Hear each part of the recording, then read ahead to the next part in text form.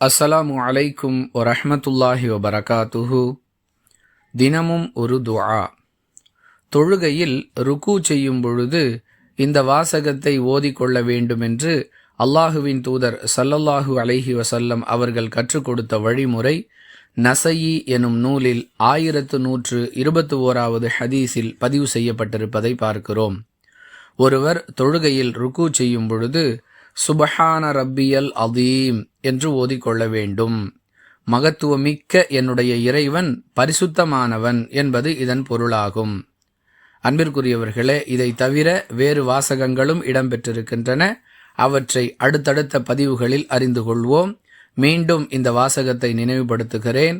சுபஹான ரப்பியல் அதீம், சுபஹான ரப்பியல் அதீம், சுபஹான ரப்பியல் அதீம்.